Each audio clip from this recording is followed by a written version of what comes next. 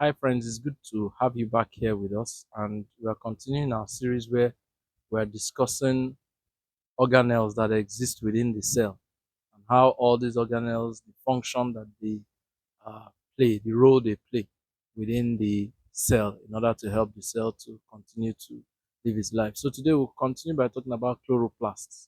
Chloroplasts are a set of organelles that exist within plant cells.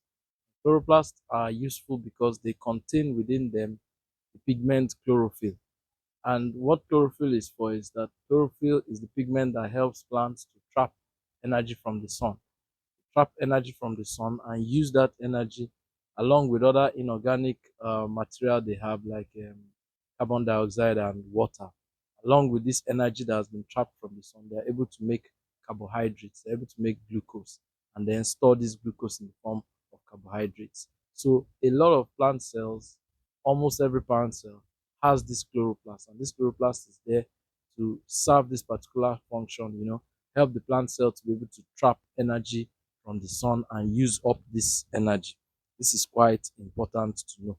Within the chloroplast, you have sacs that are filled with fluids, and they run a lot of, you have what we call the light dependent reactions and the light independent reactions, or like some call it the light and dark reactions.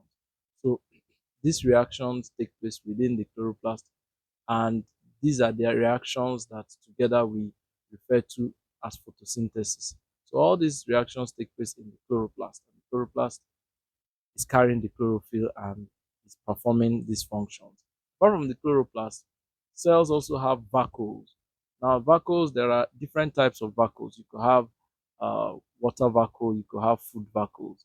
Now, plants usually have water vacuoles, and the water vacuoles usually start really small, but they expand and enlarge as the plant cell is getting older, and especially even as the plant itself is getting older and the cells are dividing, the vacuole gets larger. And the vacuole is there, that's the water vacuole now, is there for osmoregulation.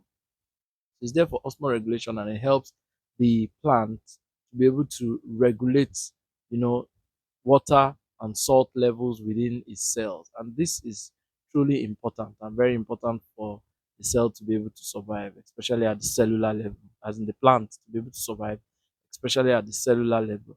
You also then have food vacuoles, which are vacuoles, and when we say water vacuoles now, we call them fluid filled sacs.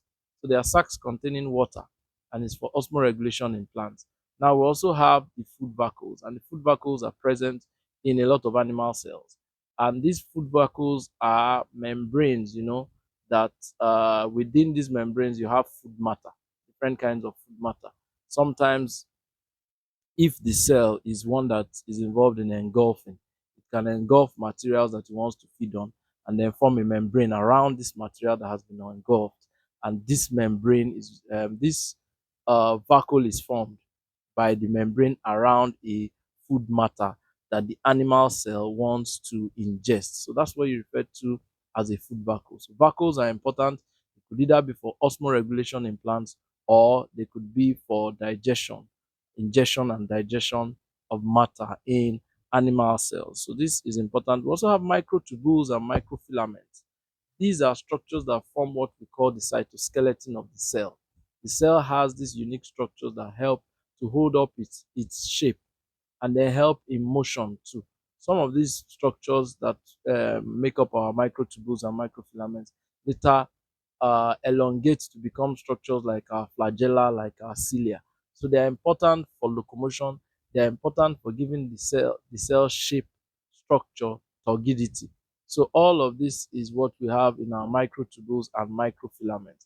This makes them very important aspects of our cells. We also have centrioles, which are involved in cell division. There are also tiny structures that are present in in um, in the cell. Sometimes from them springs our spindle apparatus and other different structures that are within the cell.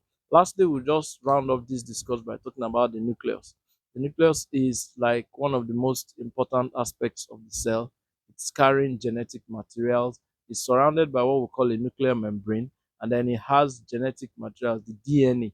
Now, depending on the kind of cell, and most of the time You find the nucleus in eukaryotic cells. So you find the nucleus in plant cells, in animal cells. So most of the time, this nucleus is carrying genetic materials, and genetic materials are in the form of DNA, which is in chromosomes. So you have chromosomes which are made up of DNAs, and these DNAs are carrying genetic information.